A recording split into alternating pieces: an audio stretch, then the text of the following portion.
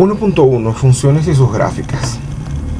En esta ocasión vamos a centrarnos en el estudio de la idea intuitiva que tiene el autor para introducir la idea de función.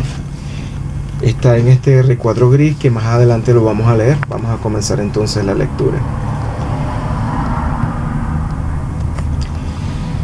Con frecuencia en las aplicaciones prácticas, el valor de una variable depende del valor de otra. Por ejemplo, el salario de una persona puede depender del número de horas que trabaje. La producción total de una fábrica puede depender del número de máquinas que se utilicen. La distancia recorrida por un objeto puede depender del tiempo transcurrido desde que salió de un punto específico. El volumen del espacio ocupado por un gas a presión constante depende de su temperatura. La resistencia de un cable eléctrico de longitud fija depende de su diámetro, etc. La relación entre este tipo de cantidades suele expresarse mediante una función. Para fines exclusivos de este texto, las cantidades involucradas en estas relaciones son números reales. En el párrafo que acabo de leer vimos un conjunto de ejemplos que voy a explicar en este momento.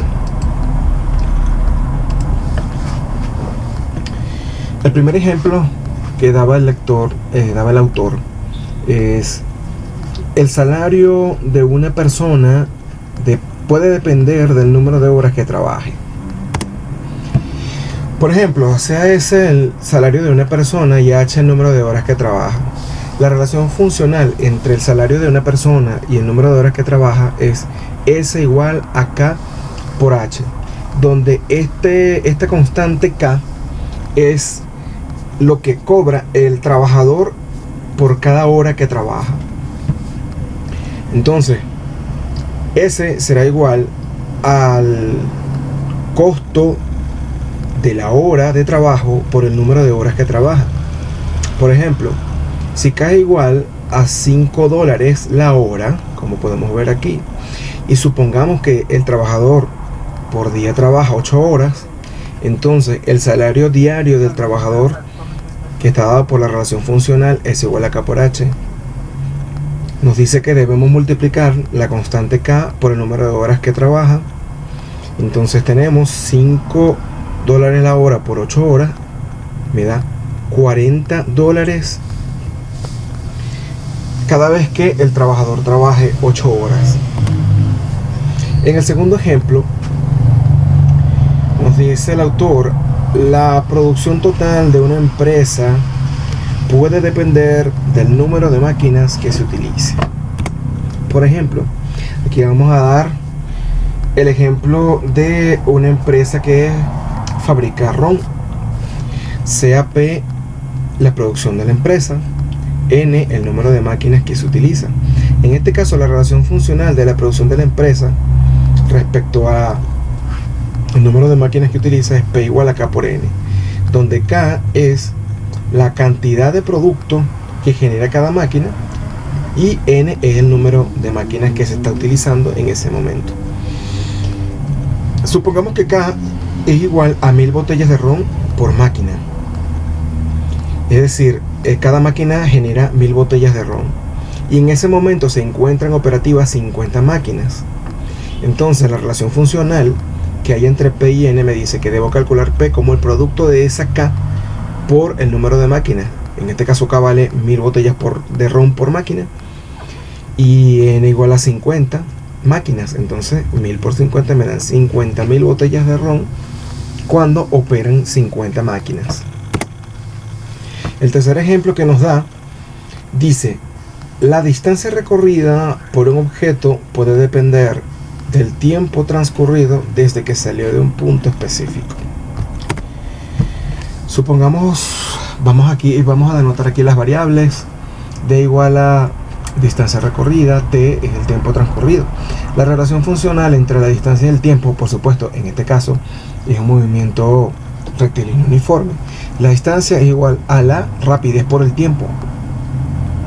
Entonces, vamos a suponer que nosotros tenemos un móvil o un objeto que se mueve a 15 metros por segundo, digamos, una bicicleta que anda a alta velocidad o un carro.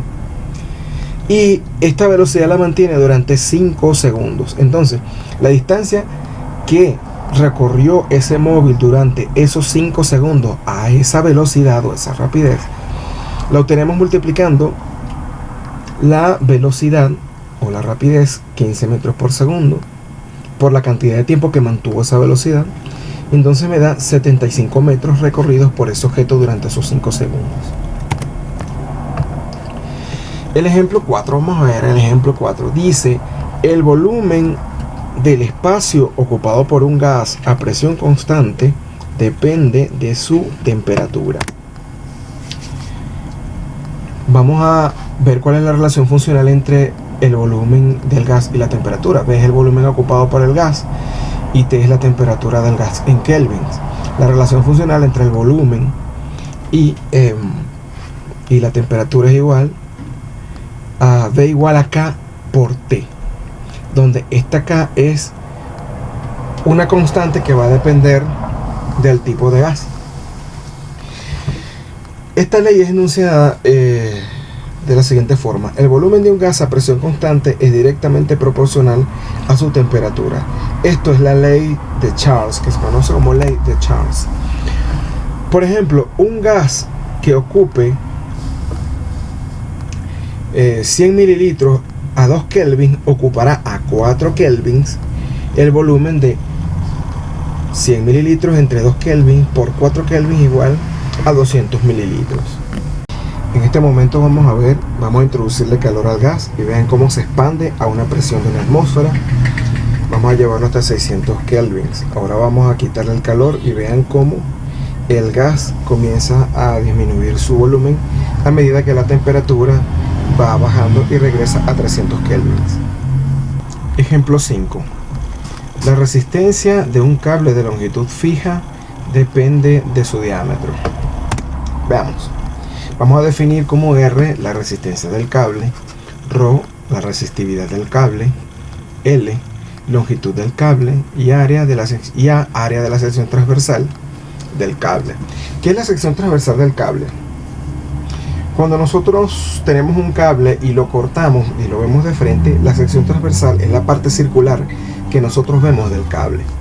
Bueno, el área de la sección transversal del cable se refiere al área de la parte metálica de esa sección transversal y está dada por esta A.